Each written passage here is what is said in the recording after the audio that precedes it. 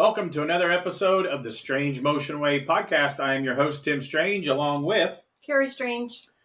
Tonight we have a drag race legend, three-time NHRA Top Fuel champion. He worked for at first and then got the call up to drive for one of my favorite drivers, other than this guy, the Snake, Don Perdome, then the Alanabi team. He's a real car guy. He's got a drag race Nova. He's done Drag Week.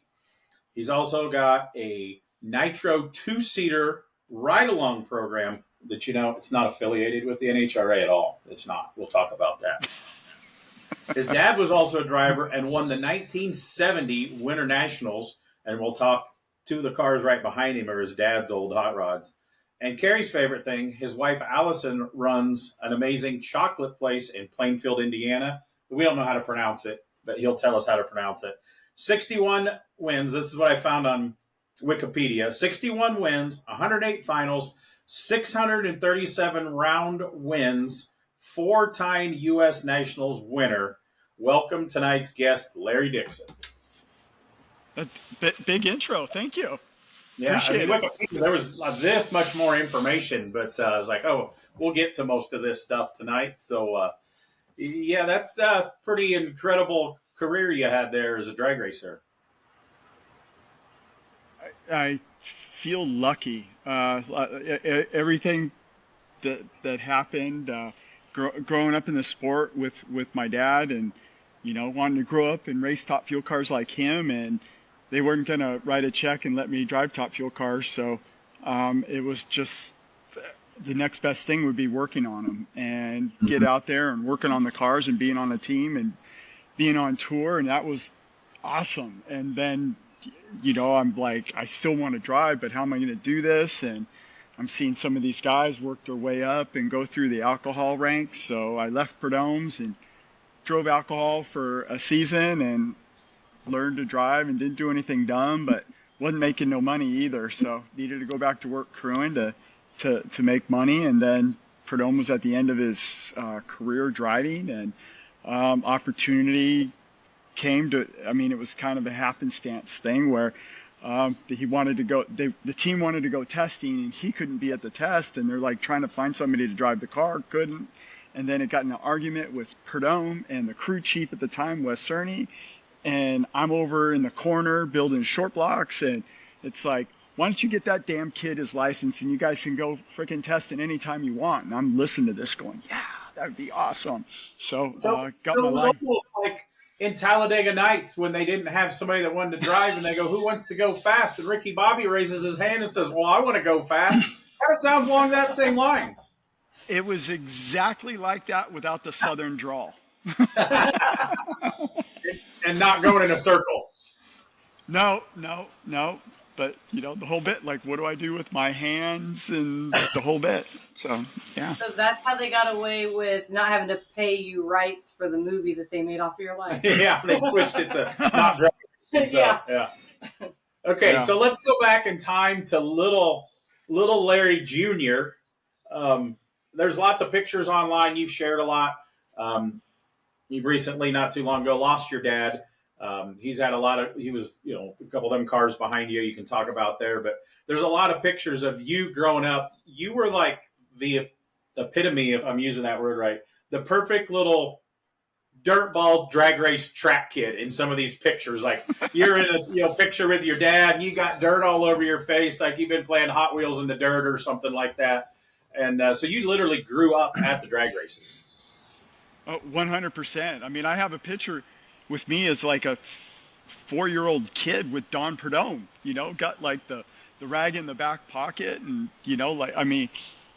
my dad really didn't let me do anything major on the car because I was really young then, but I was dirty. Every time I came home from a race, I was doing something. So, but just at the time we lived in Southern California, and there's 3 or 4 tracks all the time. The Irwindale, the Lions, Orange County, kind of almost before me, San Fernando, but, Pomona and Ontario and just Bakersfield. And there's so many tracks. So it's like you could race every other weekend and never need a hotel room. Like, I mean, you just go back and forth to your house every night. And so like, and there were so many other people doing it. I mean, you'd have 20, 30 top fuel cars and funny cars show up just for a local meet. And it's kind of how it was at the time. So you could be all in and really be, I don't know what just absorbed in the sport. I loved it. I mean, they'd go racing every weekend, and like there Revell's involved, and they're building models of all these cars. And I'm a kid. It's like you're playing with Hot Wheels and building the models, and it's a whole culture. And there's guys, and I mean, obviously guys doing it professionally. My dad only did it for maybe a season professionally, but guys like Snake and Mongoose and Roland and Garlitz and Shirley, they're just driving all over the country racing their cars. And it was like, oh my gosh, that would be so awesome if I could do that. And that's literally what I thought about, I don't know, probably 8-10 years old, and drawing dragsters on all my notebooks, and just that's all I ever wanted to do. So I feel very lucky. Just I tell people I'm a product of my environment. Grew up in a place and loved the racing that much, and was able to figure a way to get in. It's somewhat like this. Kids growing up, they don't really they're not growing up around drag racing. We went to the drag races a couple times a year growing up when I was a little kid, like that age. We had Cordova, the World Series was there, and I met Snake and got a tour, and I loved drag racing. But it was cool that you were around that, and your dad was doing it, so he was probably like your superhero guy, and you have probably other racer fans. And but some people, my dad's a farmer. I'm not a farmer now, but to do what your dad did, and then times 5 or 6 times what your dad did. Your dad was a national winner, but not a champion. So that, I bet that made your dad pretty proud that you took what he was doing and just ran with it. Yeah, my dad, I think he really tried to veer me away from that as a career choice, because it's not easy. I mean, it's like, I'm going to be a professional basketball player or professional football player, and it's the guys that actually get to that level and actually make it and can do it are across the country. It's a very small percentage. So the odds are definitely stacked against you. Unless you have rich parents, or you've got some Apple is your you own Apple and you want to go racing. You could do it, but I mean, okay, so you bring it up. So like I jump around a lot because my ADD or whatever like that. Don Schumacher was a drag racer. His son Tony became a multi-time champion. You guys battled a lot, but they kind of had family money, the Schumacher battery chargers and all of that. So yeah, his dad was a champion drag racer himself, but they kind of had the money to do that without chasing, working like you did, and having hey, yeah, I'll drive when I'm here. For sure. And I mean, if you want to back up far enough, that where you've got Don Schumacher, like he goes funny car racing, and his dad had Schumacher Electric. So they've got this, battery charger company. And, I'd be Tony's grandfather is writing the check, and it's got the best of everything, and got funny cars on the West Coast and East Coast, and got guys driving, and he's driving, and it's everything. And they did that for a long period of time until it was like, grandfather or Don's dad's like, okay, it's like, I'm done writing the check for this. You need to like shut it down and go back to work. And he did that, in the mid to late 70s. Like, you didn't see Don Schumacher anymore until he came back with his son Tony. And even then, Tony was racing on his own dime and driving other people's cars and all of that, and until they ended up putting a deal together with Exide, probably a leverage, a B2B kind of thing, and Exide batteries, and he came in and got it. And then that's when Don stepped in, and it was kind of full steam ahead. But Tony had to, I think, whether or not you want to say he had a silver spoon or not, he had some leverage there. Mhm. But on the early side of things, he had to show Don that he really wanted to do it, and Don wasn't writing checks in the beginning. So he did it, and he did it right, and he did a great job for a number of years. And geez, if anybody ever passes him on all-time wins, it won't be in my lifetime. I'll be shocked. So No. he definitely had a great career. Yeah. So let's go back to little Larry again a little bit. When your dad wasn't drag racing, what did he do for a living? He worked at a racing engine shop. It kind of bounced around a little bit between two or three of them. I mean, over a 20-year period, he worked for B&M when they still rebuilt and built transmissions and hydro sticks and that kind of stuff in the mid 60s, and then went to work for Ed Pink for a 4 or 5 year, 6 year stint, building engines, everything that kind of went through Ed Pink's shop, and then Ken's Automotive, which was drag racing terms. There was a car that was called the Odd Couple, where they had ran in Top Gas, had a small block Chevy and a Hemi in it, and they ran and competed well with it, a twin engine Top Gas car. So he worked at Ken's and then went back to Ed Pink's, and that kind of encompassed what he was doing while he was racing. So I mean, with an understanding boss that it's like, hey, I'm not going to be there on Thursday or Friday or half days or whatever it takes. But he did that through his racing career. So what was his job at Ed Pink's? If you know Ed Pink history, not only did he do drag motors, I mean, I'm just to our listeners, which I've been skimming through the Ed Pink book. We recently lost Ed Pink, but he also did IndyCar motors. He did all kinds of stuff. Did your dad mostly focus into the drag race program, or did he just do whatever was needed there at the shop?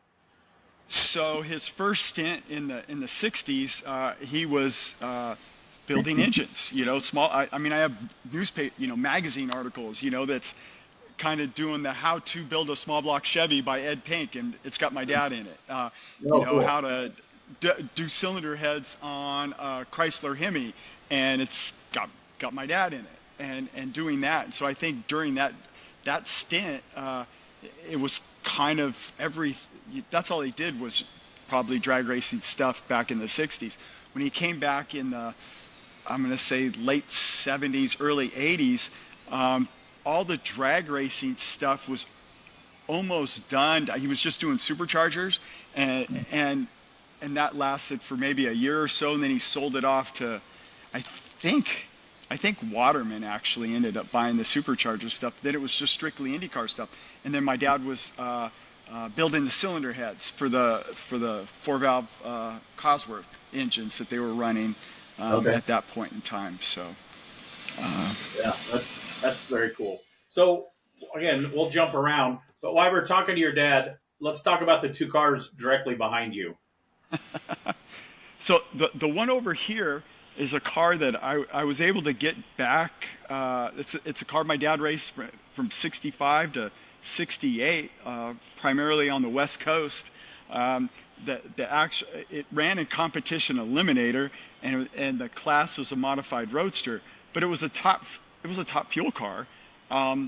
Other than the fact that it's got fenders, the fenders made it a roadster. It's got a turtle deck on it and stuff, and he could run it in comp, which he won the Bakersfield March meet with that car in 67 or 68, and then but just ran it on the West Coast because there was enough places to race that you didn't have to travel far, and did that. So was able to get it back and then kind of restore it and get it back in the condition that he raced it in competitively, and now it just goes to cackle events and that. It's that's it with that car. But and then the one over here is like when my dad goes through all of his racing, starts out street racing 55s and does that, builds up racing these cars, other cars, top fuel cars, all the way through the 70s, finished racing top fuel cars in 79, and then went back to a 55 Chevy, and then just slowly kind of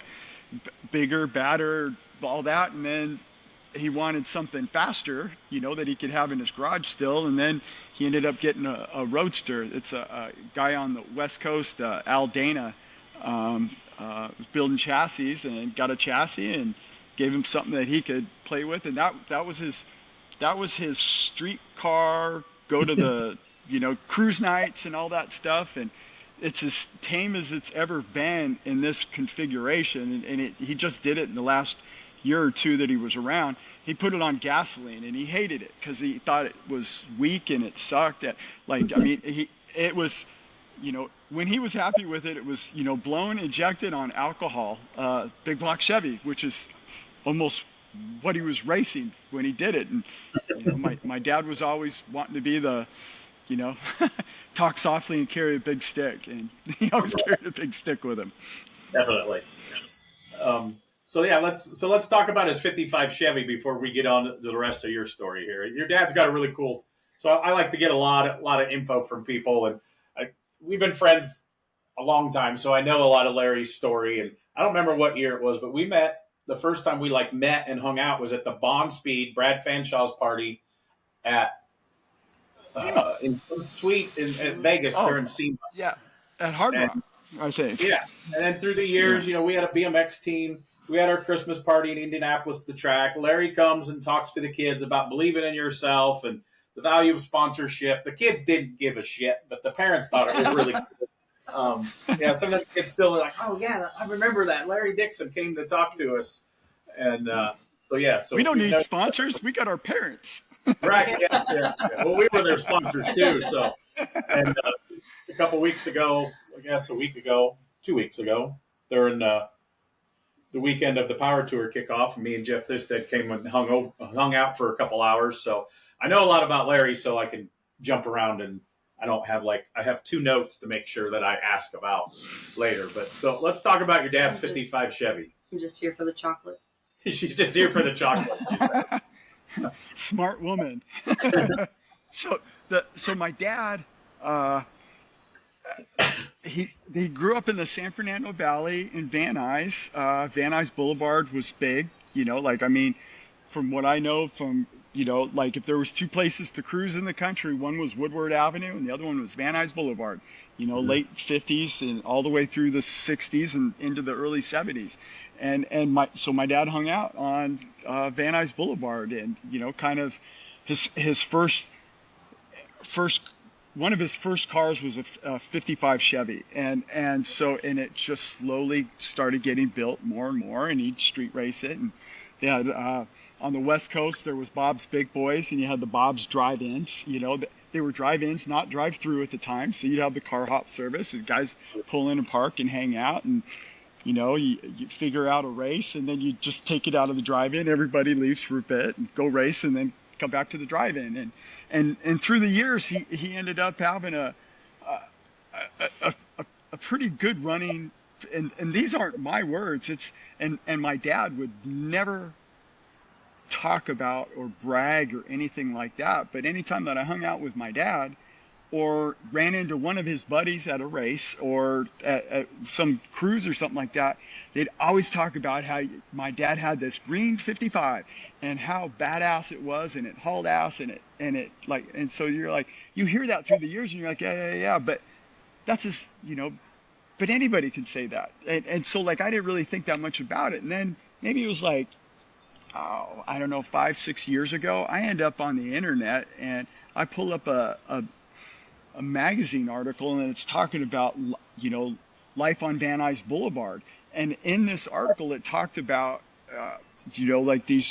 it talked about my dad, that it literally said, the undisputed king of Van Nuys Boulevard for more than a decade. And I was just like, wow, now there's legitimacy to it, because it's in print. It's not just people talking about it. And the same article talked about, and that would be in Van Nuys. And then over on the other side of the valley in Burbank, there was this guy, Tom Jant, that had this yellow 32 and how it hauled ass. And they talked about these 2 cars, even though that they never race each other, were the cars, they're I guess if you were to write them into a script, those 2 cars got written into American Graffiti.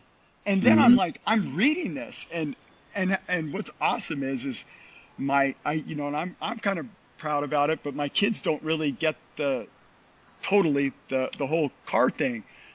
But when I said American Graffiti and it was a George Lucas movie, and they're like, you mean the Star Wars guy? And I'm like, yeah. And then they're like, oh wow. Like then all of a sudden it had legitimacy to it. So, and then I'm like, well, okay. And then I do a little bit more digging, and then end up getting you can get the double set of the like on DVD American Graffiti, and then you get the like the notes and the interviews and stuff with the writers and all of that, and all the people's personalities in the movie were from George Lucas's his childhood and Northern California, and then but the two cars were like the co-writers were both from the San Fernando Valley. They grew up in that area, and it was like, wow, like that gave that story a lot of validity in my mind. That it was like, wow. So and then So did then your you're kids like, ever, when they figured this out, did they ever look at you and say, so you're saying Grandpa was cooler than you? Is that what they're probably thinking, right? I'm thinking Grandpa's cooler than Dad. Like, 100%. Like, are you kidding? It's like you could go anywhere in the world and people know American Graffiti, like car people know American Graffiti, Okay, and they know those cars. I thought that too. I talked to this very awesome dude with a huge YouTube channel, and he was at my shop the other day, and I talked to him today. He's trying to help us how to list our YouTube stuff better.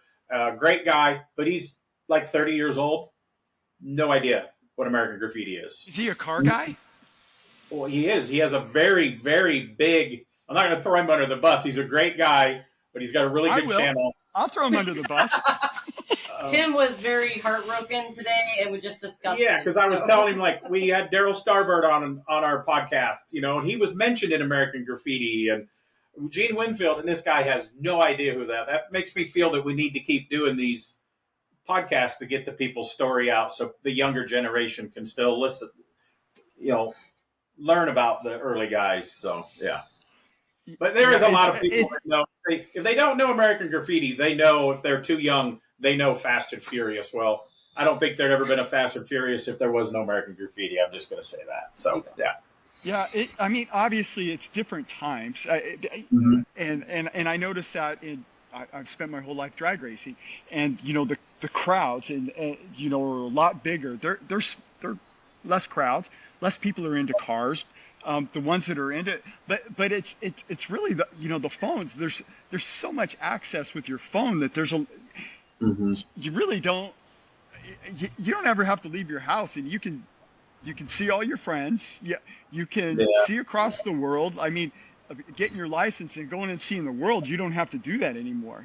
You don't have to go to the mall to go see your friends. It's like you can. There's a lot with that you can do with your phone that that I'm going to say we couldn't do. So then you get people. I was listening to something the other day, morning talk show or something, a podcast.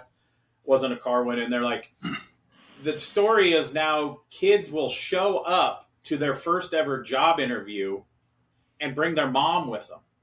Because of all the phone technology, they haven't learned the conversations and dealing with people and ordering parts, or even ordering a pizza at a place, some of these kids, because they're just so stuck in their basement on their phone. It's kind of, I'm not saying all the kids are like that, but there are kids out there that are like that, and that's a little sad.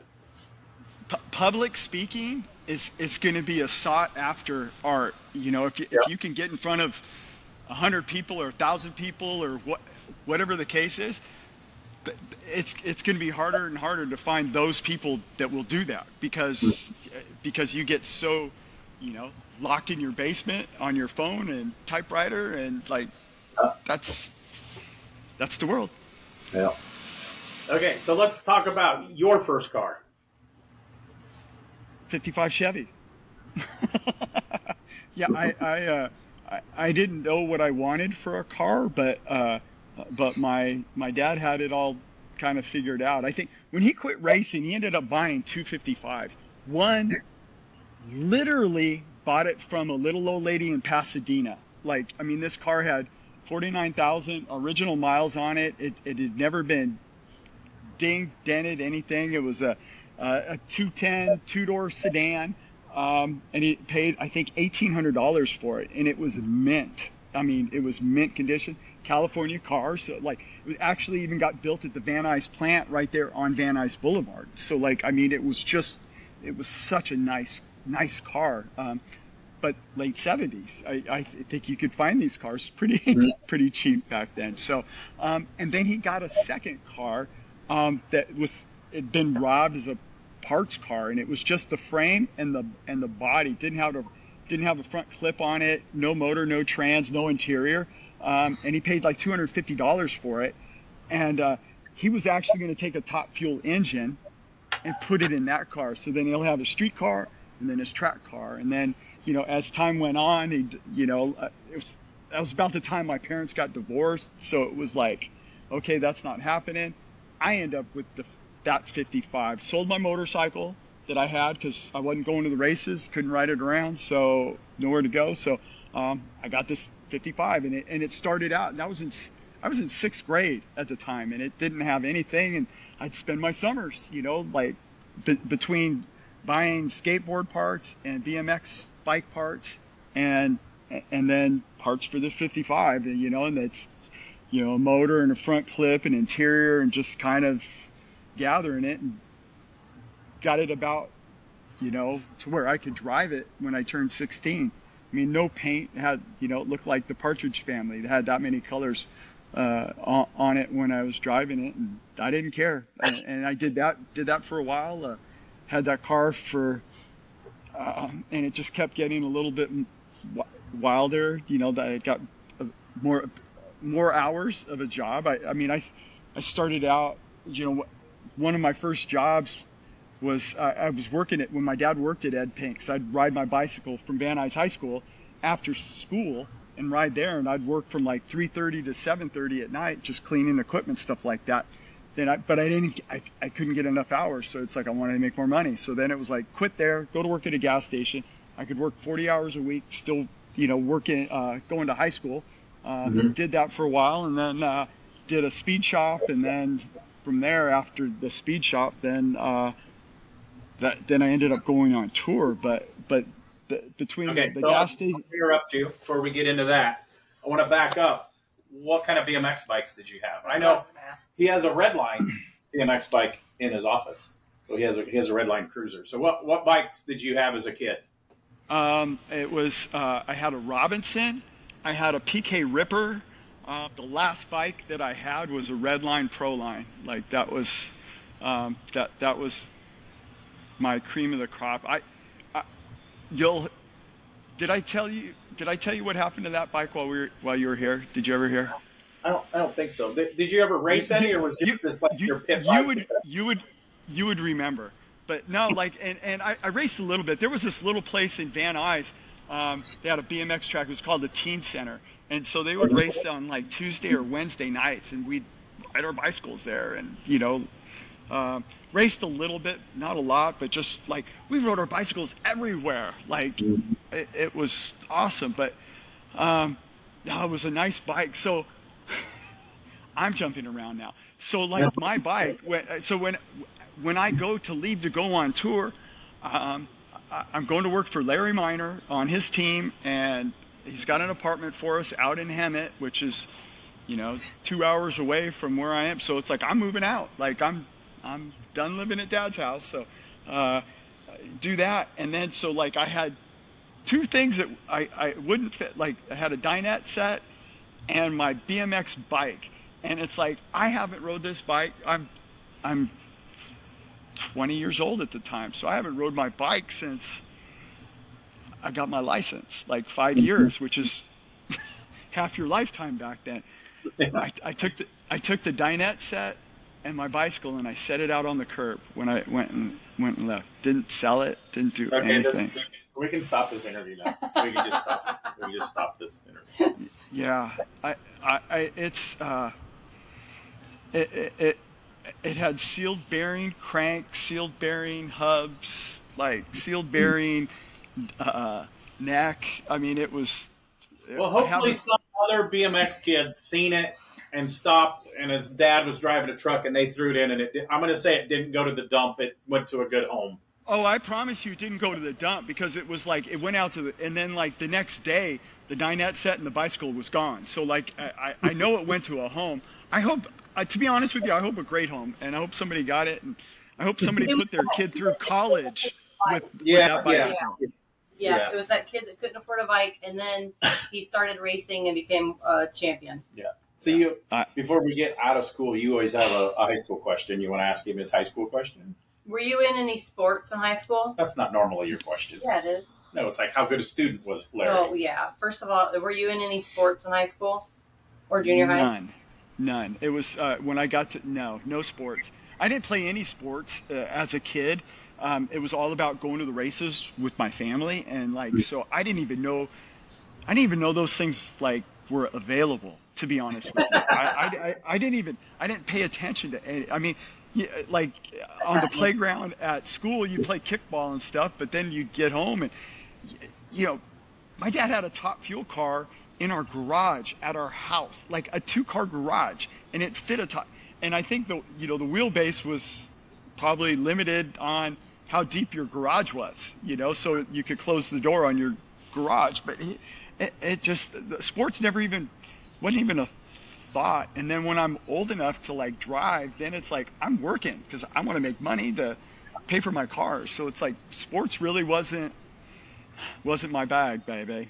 But you grew up around that, so like even the other houses and garage were probably your dad's buddies, and like they had stuff in their garage, hot rods and race cars. Because like Chris Coddington, Boyd Coddington's son, he goes, everybody's house that we went to, like Little John Batira's or Fat Jack's, he goes, they all had a mill and a lathe in the corner of their garage because they were all fabricators. So to not have something like that was just kind of weird. My friend Greg, that was like the only place we went to.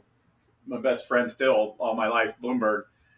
Like his dad wasn't a car guy, but he had a machine shop in the basement and allegedly built weapons. He worked for the Rock Island Arsenal and built guns and machine stuff. And then they restored, a motorcycle eventually. And when Greg got older, and everybody had something in their house or in their basement that they're working on. If they didn't, I didn't want to hang out with those people. You didn't even know those other, because like that was your crowd. So it's like you're influenced by your parents. Your parents going to go, to that crowd, and that's all you got. So I mean, it's the same thing. There was so many people that had top fuel cars and funny cars in the San Fernando Valley in the mid to late 60s all the way through the 70s, and I mean all those cars are like, they're getting built. George Barris, his shop was around the corner from my orthodontist, and I would take I'd have to ride the bus, and like my bus stop is like, there's George Barris is like right there, and it's like on the next block is NHRA, and it's like all this stuff is in your neighborhood, and Bill Carter is painting these cars, and it's just that was all my influence. And it wasn't farming, it wasn't baseball, it was just everything was cars, street cars and then drag cars. And it's I would be cast away, I think, if I wasn't a car guy growing up in that environment. It was just and I loved it. I mean, it was just it gave my life. I had a career path, and I had a vision, and it's like it was going to be something around cars. I mean, when you talk about the machine stuff, I had to do a report, and I still have it somewhere. But like in high school, like for career day, or like, what are you going to do for a career? And I had to come up with what I'm going to do for a career. I'm like, well, I'll be a machinist, And there's like these, and you had to like write about what a machinist does and all that, and how would you, what kind of availability, to be able to get a job. And it's like I haven't like want ads from the newspaper, and it like one of the machine shops that was hiring was Haas. in Sun Wow. Valley, like, right? Like, gee, I'm like, wow, that would have been a good career move. Yeah, right. When I wrote my thing in high school, that was in the work study class. I wrote it about being a body man, doing collision work and stuff, because I've talked about this many times on the podcast. When I went to our guidance counselor, told him that I wanted to build hot rods for a living, he outright laughed at me and says that is impossible. Now, 31 years later, running my hot rod shop, maybe Mr. Nels was smarter than I gave him credit for at the time, but I should have listened. Um, so You're still proving him wrong. Yeah. some days I should have listened to him and should have been a bird groomer or whatever. So what is your last? Bird groomer? That's a 80s funny movie that they Okay. said he didn't fit into any job, that he was going to be a bird groomer. But Okay. So, what kind of student was Larry Dixon? I'm gonna say early on I was great.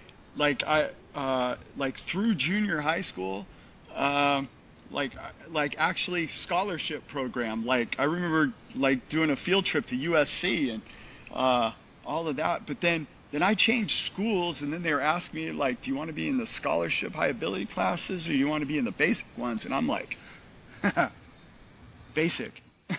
So like, so yeah, so I got by it. The older I got and the more I was on my own, the harder it was for me to. It seemed like school was in the way of my career at the time. The reason I graduated high school is because neither one of my parents did, and it was like, if I graduated high school, at least I got that, like they can't say I didn't, like do that. So I graduated, got my diploma, and I mean it took 3 tries at government because the class was either first thing in the morning or after lunch, and it just didn't fit in my schedule. So like when I actually applied myself, I got an A in it, but it just didn't. I could fall asleep in those classes because it really didn't. I was going to be around cars or motors or machines, like, and so like that I took for all of 11th grade and 12th grade, I had 2 periods of auto shop. Like I have so many extra credits that were not useful to me for actually graduating, but I took auto shop and I liked cars, and that's what excited me. So did you work on your 55 any at the high school program? a little bit, not a lot. It was no, I didn't have enough money, like I mean you could work on stuff, but they're not paying for it. So mostly it was keeping my car running until I could get more hours and have a bigger motor, better motor, wheels, gear. I wanted to go street racing and doing that kind of thing until I could get old enough to where I could, big show race. So when I went to auto body school, to college, I drove into Iowa every day. I drove an hour. When we finally got to, you could bring in a shop project. My dad's a big Tri-5 guy, and my shop project at school was a 56 Chevy Bel Air Pro Street car that I put quarters on it, did all the paint and body, built the floor pans, built the wheel tubs. But I'd do the paint and body, then I'd stay over because like our English and math classes a couple of days a week were later in the day. So I'd stay because I lived an hour away.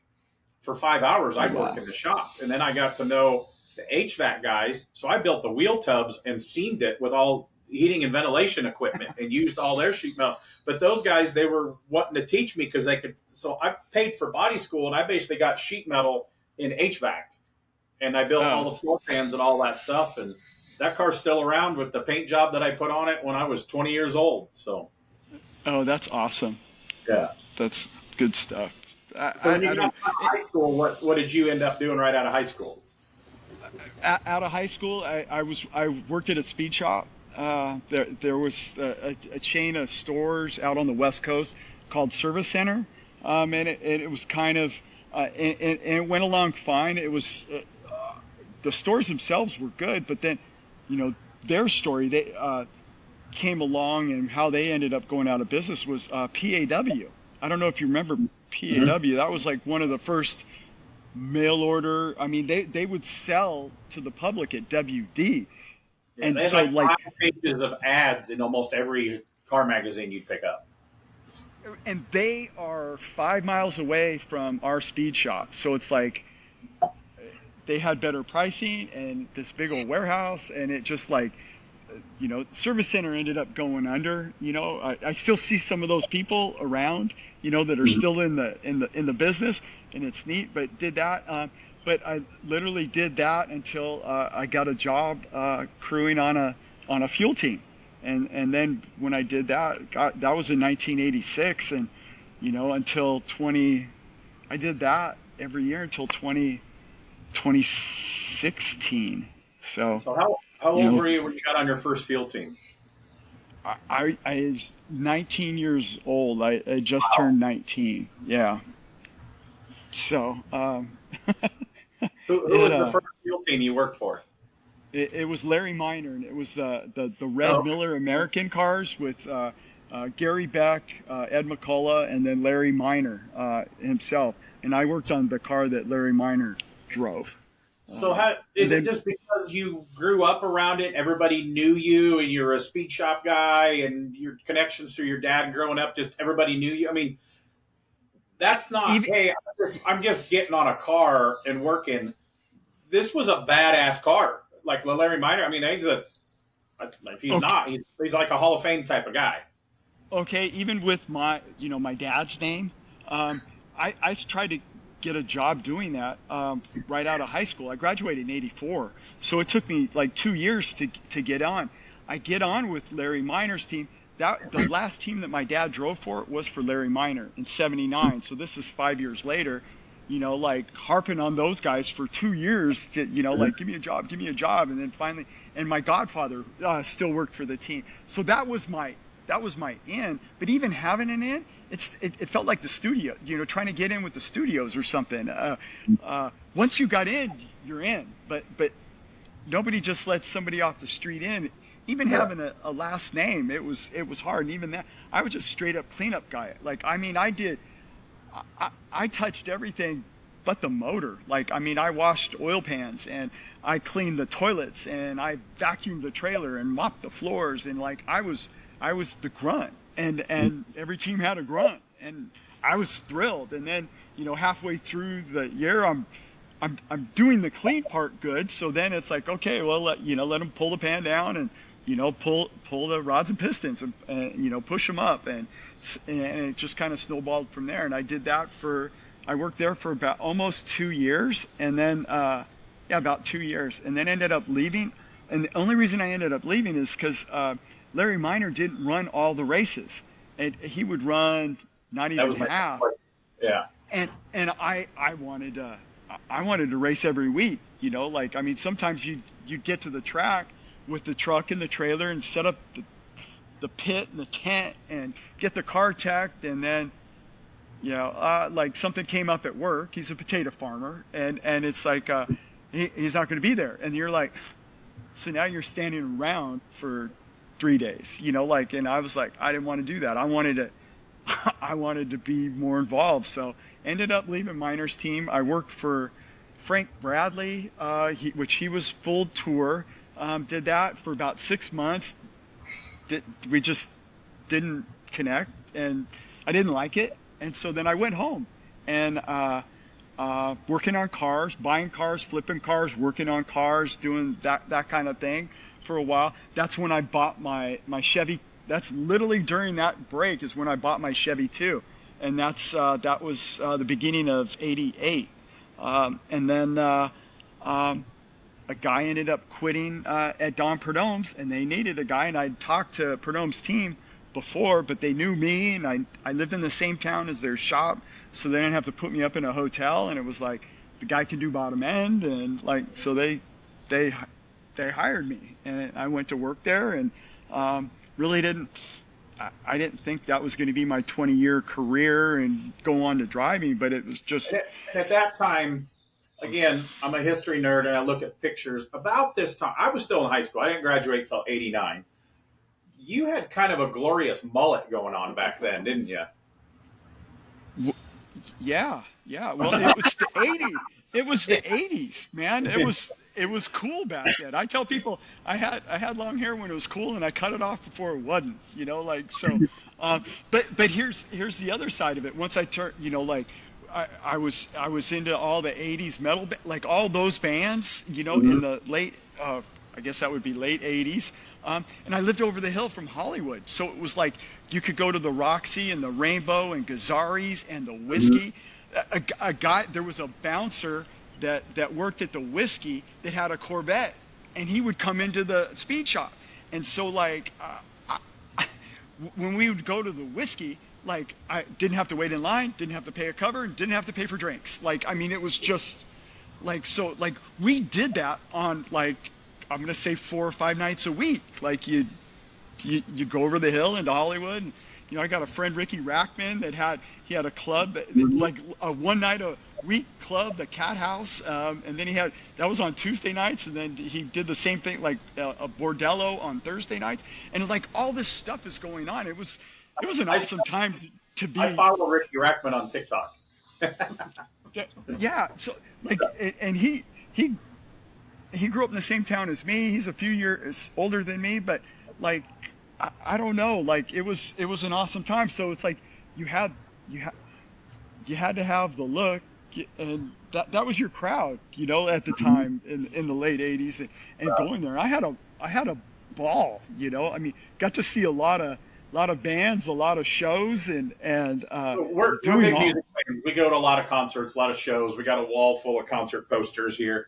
So when you seen all these bands, what was the band that you seen before they were nobody that blew up big? Like, did you get to see Motley Crue when they first started out, or Van Halen, Van Halen would have been a little bit before that, but Van Halen, I remember, I remember waiting. This is back before phones and trying to buy tickets, and I can remember going to Van Halen. Van Halen's going to play at the Great Western Forum. And you would go there when they would do pre-sale, and you'd show up, and they'd give you like these lottery tickets to be able to buy tickets. And it's like I never got to see. I didn't get tickets, because anytime you got tickets, like scalpers would buy as many as they can, right? And then there'd be none left for the rest of the world. So unless you paid over. But we have a funny Van Halen story, kind of. I'm friends with Aaron Hagar. We did a Caribbean cruise for charity one time. He went and spent a week with Aaron Hagar. He's on some podcasts with Brad Fanshaw. His dad is Sammy Hagar. And he says that was one of the worst days of my life as a young human when my dad told me he was going to be in Van Halen, because Aaron was into like new wave and stuff. He's like, Dad, it's going to ruin your career. Van Halen sucks. He was so bummed that his dad was going to be the singer of Van Halen. It's like, that's like the perfect rock star child. It's like, it was embarrassing. He didn't want to tell anybody his dad was Van Halen. Like, what? That's hilarious. Even funnier now. Hopefully Sammy rubs it in all the time that he can. Yeah. But the one band that I would have seen at a club was Guns N' Roses. And Appetite for Destruction had already came out, but it hadn't hit yet. And so that's going to be, when is that? That's going to be late '86, early '87, somewhere in that range. Seeing a lot of but even if bigger bands would play at places like, in Hollywood like that. So we're from the Midwest, so we don't have Hollywood Sunset Strip stories, but we lived by Peoria, Illinois, so almost everybody would come through Peoria. But we went to this one, it was hardcore punk rock, heavy metal place that all these people would stop, and then they'd have local opening bands. So we got to see, not quite as big as Guns N' Roses, but we got to see Slipknot open for somebody, which is still a big band. We got to see Mudvayne open for somebody before they got signed. My wife was a Hooters girl, and some of the guys from Mudvayne would come in there, and she remembered telling a story. The bass player was talking about when Mudvayne signed their first record deal. That he was talking, nice. And she was their waitress that night. So yeah, that's Midwest Sunset Strip stories. That's as good as we get.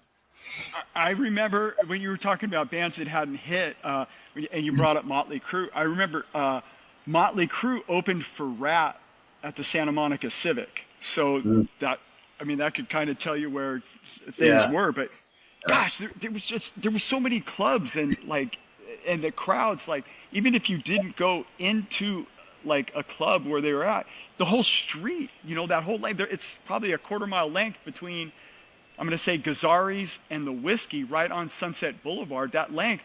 And it was just crowded with all your people. Like, it was just, it was, I don't know. It was a fun time. I'm so happy that I had, and then when I ended up getting on the road and racing, then it made it more challenging because you'd be gone. At that time, we didn't have a shop. So you were like in a suitcase.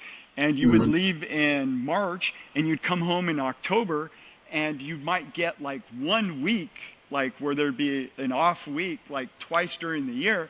You'd go home for a week, and then you could like catch up with your friends and do all that, and you had 5 or 7 days, and then it was, back, not that it's like being in the military, but it just kind of like you come home for a little bit, and then it was like, boom, gone again. And then, as time got on, and heck, then you move away from California, live in Indianapolis, and it just, I don't know. It was a fun time. Glad I got to do it when I did it. When did you move to Indy full time? We closed on our house on 9/9/99, and I tell people. When did you meet your wife? Let's get some personal stuff. When did you meet Allison? I met her in the summer of '95. And you were our first full-time crew guy at that time. I was full time. That was my first year driving at the time. Her parents raced, so like she's from Michigan, I'm from California. We met. We probably asked you this. So her parents were. She wasn't like a Winston girl or something, was she? No, she was. Her parents raced a comp eliminator car, like it was a C altered, a Beretta. It looked like a pro stock Beretta of the time of the 1995. It would have a small block in it, racing comp eliminator. Met her in Topeka, and we went on our first date at the next race, which was Dallas, and then we've been together pretty much ever since. Got married in '98. So we should have asked her to be on the podcast too, because I was always like, it'd be great to hear her side of the story. Like, okay, her family's a drag racer, and I'm sure her parents know, drag racer driver stories of having girls in every town and all that stuff. And I'm sure there was at least one conversation of her parents to say, stay away from the race car driver. I'm sure there was at least had to be one. Well, not with her parents, but with her. She's like, oh, you're a fuel guy.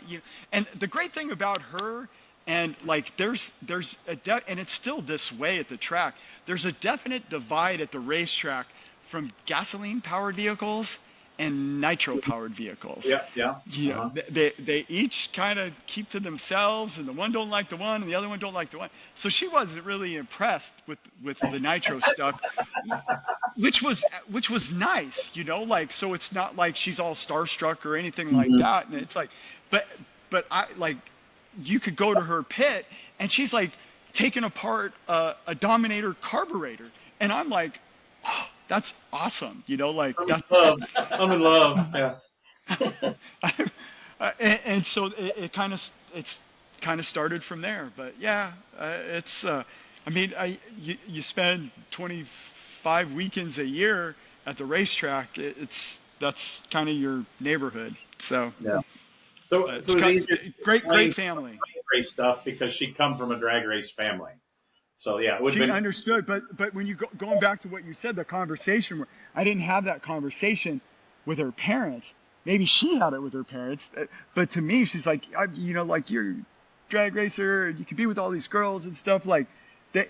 Like she says, name like one driver that's happily married, and I'm like, Mike Dunn, and he was like my go-to guy at the time, and he's still happily married, and So yeah, so Mike Dunn's, I pulled that card. So I got a date with my gal, and here we are.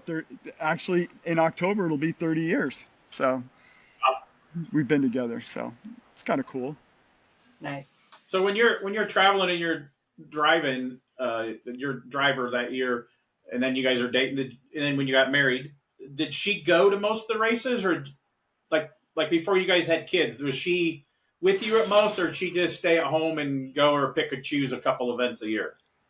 So it was well, her parents raced comp, and then they went into pro stock trucks. So like they were at a lot of events. So that worked out well. Well, she's still living in Michigan, and What then was I'm her dad's still name? living in John Lukovich. Okay. So and he raced pro stock in the 70s, and then and it was that was his hobby. It wasn't his profession, and quit that to raise a family. And then as the kids got older, then he got back into racing again. So, so that's how we were like meeting up at the time. And then a couple years in, then we get engaged, and then she moves in with me, and then we're going to quite a few of the races, and then she like then we moved to Indiana, and it just, I don't know, like she obviously went to more races, but then once we had kids, then we ended up buying a motorhome, and then we're just like, we jump in the motorhome and camp at the track, and got the wife, got the kids, got the inflatable swimming pool, and the modern day Beverly Hillbillies, at the racetrack. Living the track life. Yeah. So Okay, you moved to Indy. I don't remember when your first year driving. Who was the main sponsor on the car at that time? we had it was Miller Brewing Company. So I think I started out Miller Genuine Draft, and then they switched it over to Miller Lite. And, but I was with those guys for 12 years. So That's a long. just That's about. a long stint in drag racing. Oh, big time. Like I'd like to think that we did really good for them, and that's why they stayed, for as long as they did. And, I mean, had a lot of different people go through the company, and, a lot of different presidents, and then they changed ownership. And I think that's why you don't see like Bud Miller in the sport anymore, is it just, they're not even American owned anymore. It's all European owned. So it just, and one company, InBev, owns both of them. So it's, why does Budweiser need to be in to race Miller? Because they don't care which beer you buy. You just, as long as you're drinking one of ours. That to me, kind of. I mean, I've paid attention to drag racing for a long, long time. That was almost like the era that you were doing and winning. That was like, to me, almost like the golden era of drag race sponsorship. You had Right. Winston, Beer. you had Battle of the Beer Wagons, you had all that stuff, and I mean, there was big sponsorship. It's not that there's not now. Force has a bunch of them, and Schumacher had a very good ones when he had his big team and stuff. But back then, that's like the money was probably pretty good in the sponsorship, because it was the Battle of the Beer Wagons, and it was important on who's winning and all that stuff. I think you took out a lot of categories, or a lot of companies, when you took out beer and tobacco, kind of out of the sport. Tobacco got regulated out by the government, and so. And I know that can't be tobacco, because I follow Indy cars too. But can there still be alcohol? I mean, The alcohol's has yes, alcohol sponsorship. but it's different. I mean, I think going in there and doing a legitimate program for a company, it's tougher to do nowadays. But there's no is there a regulation law about beer in drag racing? Because there is about tobacco in racing sports. Is there beer? They just not choose to be. Well, they weren't regulated. Beer wasn't regulated out. Tobacco was regulated out. Okay, Beer that was got right. kind of because of I'm going to say European ownership, and that, one company owning all of them, Yeah. why do they even need to advertise? I mean, Yeah, really, they I get don't that care. part. I didn't know if there was a regulation on because there's like a new commercial that's on. It's got a comedian and Post Malone, and they're sitting there in lawn chairs, and it's like, you can't drink that beer in the commercial. You can't drink a beer in Yeah. a commercial. So I didn't know if there was a regulation that they can't have beer in racing. No, because I think Matt Hagen's got, Oh, yeah, a beer yeah. sponsor once in a while kind of thing. And then obviously Alexis Mm-hmm. DeJoria, Mm-hmm. with her family, they're still involved in, you know, I'm tequila a big companies. drag race fan, and I've always been a fan of Alexis too. And I had to admit to my wife, I'm going to admit here in front of all these 20 listeners that we have on our podcast, I walked up to Alexis at Vegas last fall, and I says, I think I love you. And she goes, it's nice to be loved. So I don't know if there was a restraining order coming. She wouldn't know me again if I walked up to her, but yeah, I'm a fan of Alexis, You're and a creep. especially when she was driving for Del Worsham, because Del Worsham still rides his BMX bike around the pits and stuff. So I always like Del too. So Yeah, no, it's tough. Everything's tougher. I mean, I think, when the economy had the downturn, companies that could advertise, so you're going to find different ways to be able to still advertise, and maybe not at that larger number that's necessary in NHRA. And then you go through COVID, and again, companies are still trying to figure out ways that they can still conduct business. And so it's just, and there's a lot more ways to advertise nowadays than there yeah, back were then there was no 40 years ago. there was no internet. There was no cell phones even. There was no internet. There wasn't all these streaming platforms for the advertising. So there's more places for them to spend their advertising. Like we had Brian Loans, the TV NHRA announcer, on a month ago on here. And like we were talking about the crowds at drag racing, and some people's like, oh, look, the stands aren't full. Well, they were, but like when your dad was racing and they'd sell out the Winter Nationals, but look at the grandstands they built now. Like, look at the amount of people the U.S. Nationals hold. I mean, when it got huge, they built all these big grandstands, and yeah, the crowds came down a little bit. But even when the U.S. Nationals is 3/4 of the way full, if it's not a sellout, which I think last year was a sellout, there's still a shitload of people in them stands. Oh, for sure. And it's, yeah, that's well said, because, you could say, some of those grandstands, there used to be wooden bleachers, and maybe they were only, 20 or 30 deep, and now they go 60 deep. So, Yeah. and they try to go the length, and it's just, and it's different.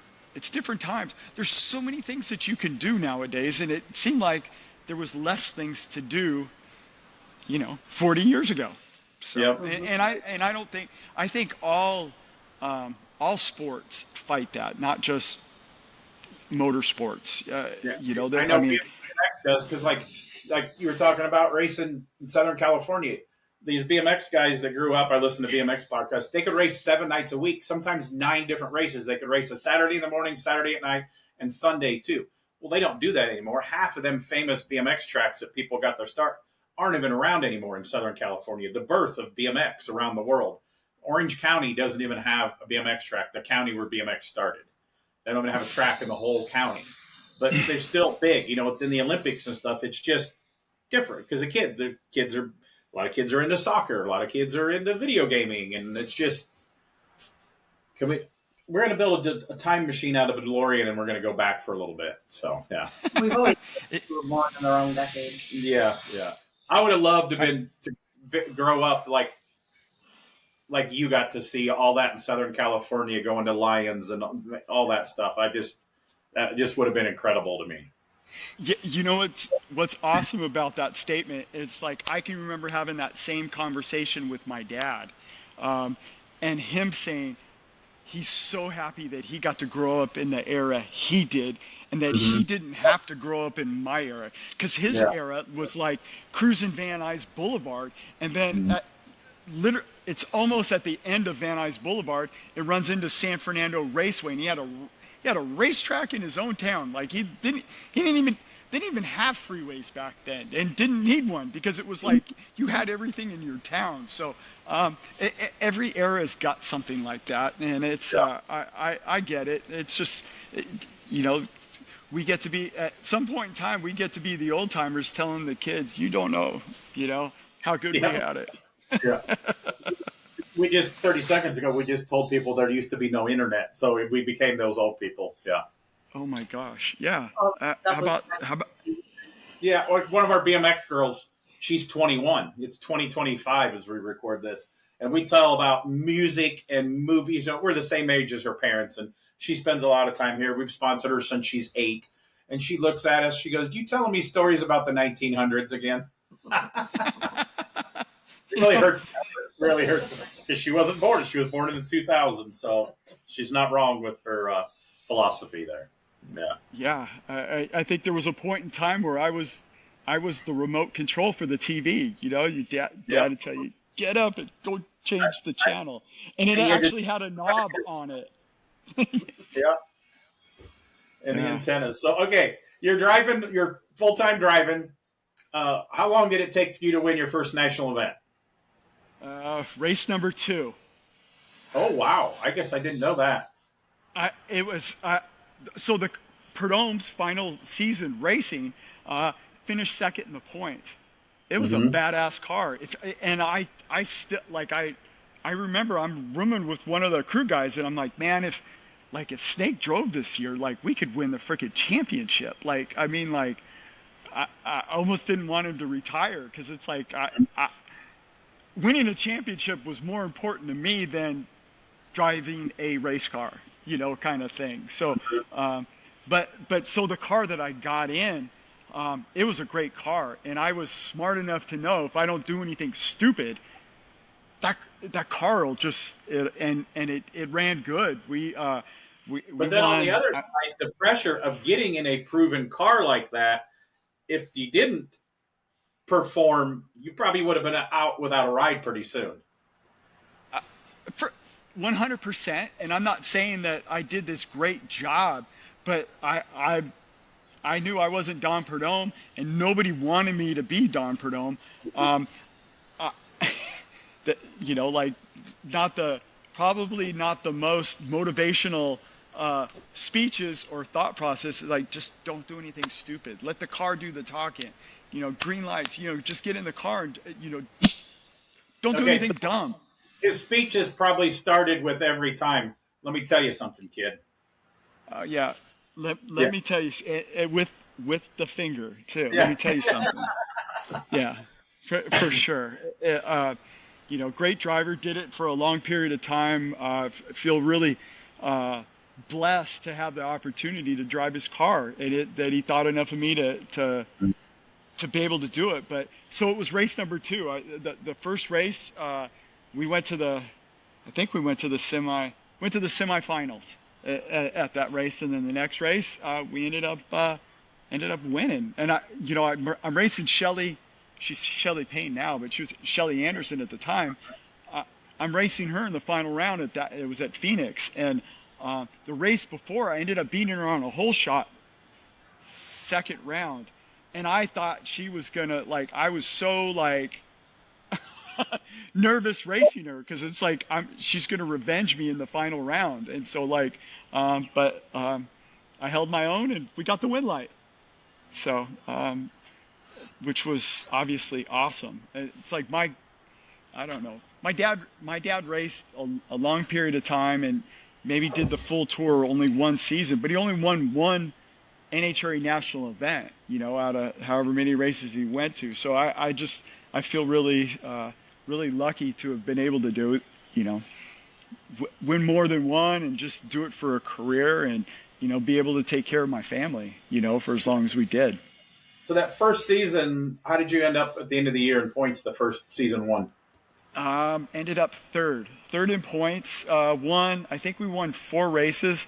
Scott Coletta won the championship that year, but we won one Indy, which was awesome. Okay. Won the Budweiser shootout in the Miller car.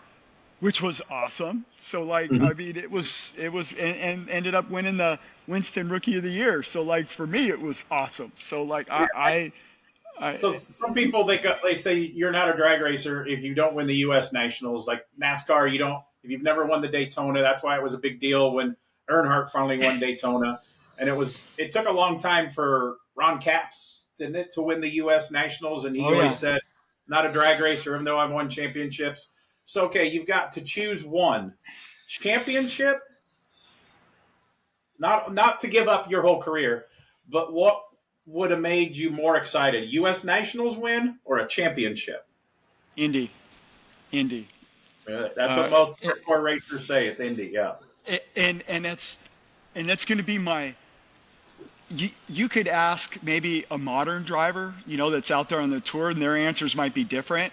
Um, but But for me, growing up, like my dad didn't race the tour, but the one race that we always towed back east for was Indy. We raced Indy. So it's like I knew that. Like for him, there was like the Winter Nationals, there was the Bakersfield March Meet, and then it was Indy. Those were the biggest races, late Mhm. 60s all the way through the 70s. That was it. And so we always went to, and if you could show well at Indy, you knew how you kind of stacked up because everybody in all these little pockets in the country where all these cars they would congregate. Like I can in my lifetime, not in my dad's lifetime, but like a kid in the early 70s, there'd be 75 cars showing up for a 32 car field in top fuel. It's like so like they could have a big field there. And so like if you worked your way through, on race day and you got, and you're in the semifinals or something, you did really damn good. Like, cause there's a lot of cars there. So like that always meant something to me. And it was like, they had like, and again, like even through the 80s, it was like they had the Bud Shootout there and the Pro Stock Challenge Mhm. and the bikes, like the Hemi Challenge and the Carcraft All-Star, awards thing everything was at Indy. Like that was Mhm. the event. And that's what and a lot, almost all that stuff doesn't happen anymore. So it might seem like a less lackluster. I remember one of the Force girls talking about how Indy really wasn't that big a deal, and maybe in her lifetime it wasn't. Her dad John would feel different, Mhm. but it's what's going on in the world, and if it ain't a big deal to them, that's fine. But for me, I'd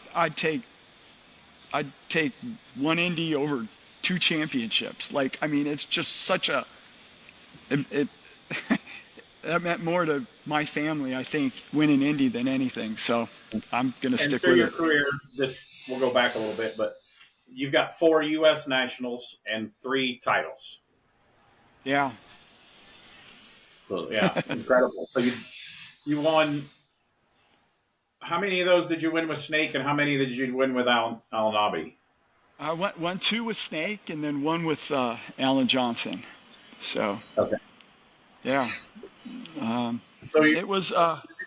you're doing all this. You're driving with Snake, and some of this you can tell you could glass over it, but you told me some stuff about the ending of the Snake thing, which I'm reading the Snake book, and it's almost like he apologizes a little bit in the book that I'm reading um, to you because it didn't end like you thought it was going to end with Perdome. No, no, it's nobody knows how to write an ending, and it kind Mhm. of it sucked. To be honest with you, I thought the whole time I worked there, and I'm gonna say driving, like he always talked about, like when he was done racing, like that, not that he's gonna hand over the keys to me to the shop and everything, but I'd be able to like, buy the team, acquire the team, and carry on. So that was Mhm. always like my goal. And so like, however long this went on is all great. What happened to me was, um, I get married and then you start having kids and then Mhm. then you start thinking about like, well, how are you going to take care of these kids long term? And it's like, and I want to make sure that I can provide for my family. And like I didn't need a date or anything like that, but I'd kind of gone to Snake. I'd been like working and racing and doing all that and saving my money. And it's like I wanted to buy into the team, so I knew that that was where my future was. Mm-hmm. And he had told me in way less words than I'm telling you now that like that ain't gonna happen. Like when he's done racing, he's gonna just swap me, sell everything off, and it's done. And I was just like, wow. Like, I mean, that hit me. Mm-hmm. It hit me hard. Probably on an emotional level as much as anything. And it was just like, okay, so I'm just a hired driver now. Like, so like I'm only here if we got sponsored. And it's like, dang.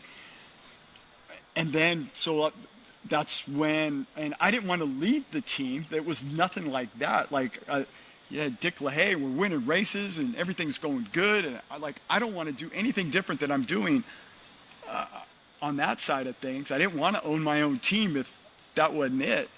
And so, but then that's when I ended up, there was some property down the street from the shop, and it seemed like any time that we were always looking for a shop space to rent before they ended up building a shop, it was always hard to find one that was user friendly for a racing team.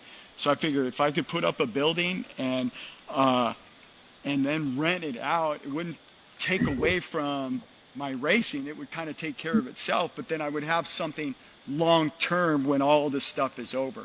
And so that's kind of what I ended up doing. And it's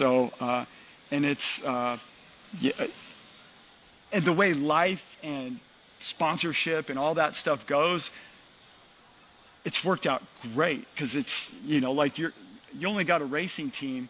I've got a racing team right now, and it's not in business because you don't have any funding for it. And so you're so sponsor dependent. I'm God, Perdome, whoever you want to say, long term looking out for me. So like it worked out better long term to put up a building and be able to like kind of do that kind of stuff. Because you don't want to, nobody's going to hire a 60-year-old guy to drive a Top Fuel car. Yeah. So while we're talking about the buildings, before we go on to the next team you drive for, so that's what you have now. You're sitting in one of the buildings One is of the yours. spaces. Yeah, one of the spaces. There's multiple spaces, and you've got 3 buildings. Do they call that area Gasoline Alley? It's not really Gasoline Alley. That's kind of on the other little few blocks away. But it's I think where like force in them guys. I think they called it maybe nitro alley or something like that. Okay. I think they called it because you got Force, Torrance, Cruz Petragon, Tony Stewart. You got the Schumacher building, which the Maynards run the car, and then Caps runs his car out of there. Antron Brown's out of there. Paul Lee. There's a lot of teams that are all within a. Tasca's over there too, right? Tasca just bought the Lucas building, right across the street. So yeah, there's and Brian Herta bought Bernstein's old building. So there's definitely a lot of racing going. Wayne Taylor runs his outfit. Yeah, a lot of racing going on. And for a racing guy, this is awesome. Mm-hmm. Yeah, there's definitely more racing going on here than in Southern California. Yeah.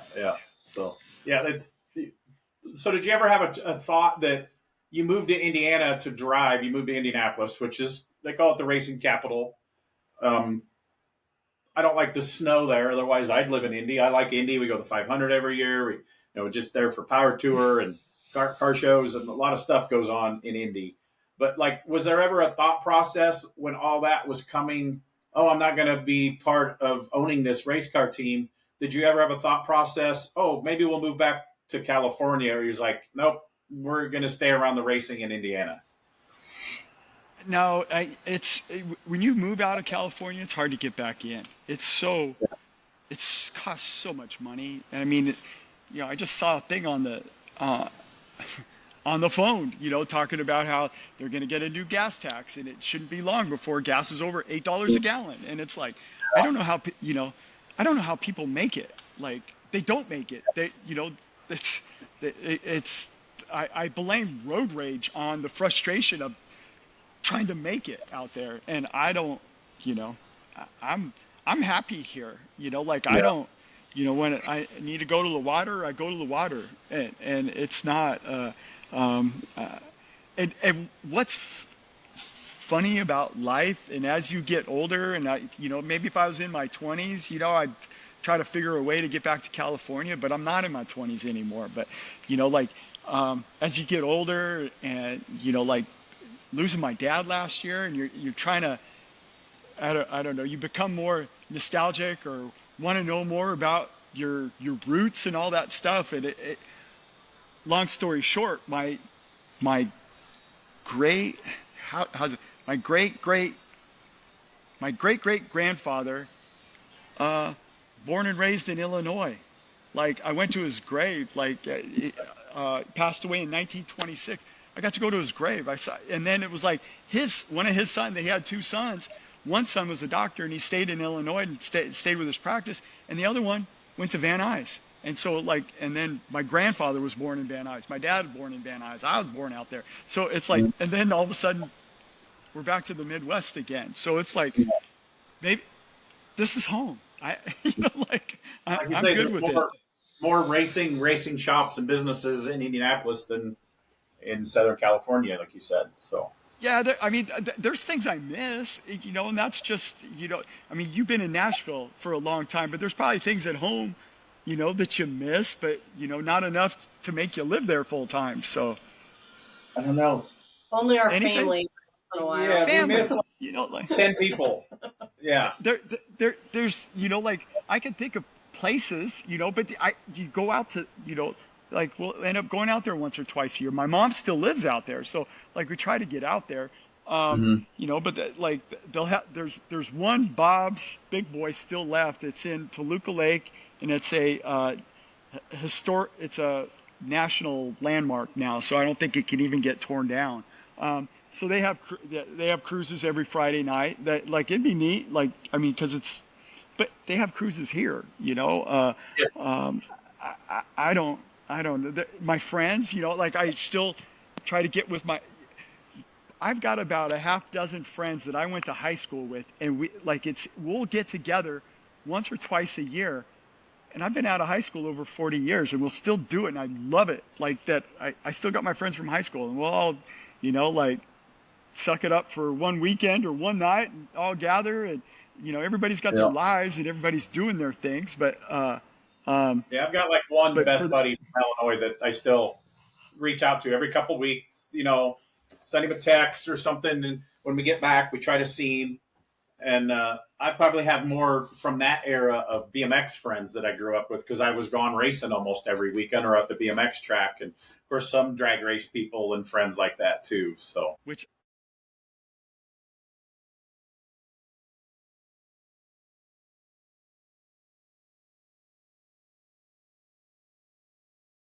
The Strange Motion Way podcast, brought to you by Royal Purple. Premium synthetic motor oils and high-performance chemicals have been designed to improve performance, provide long-term protection, and give you the confidence to push your vehicle to the limit. Royal Purple Premium Synthetic Motor Oils.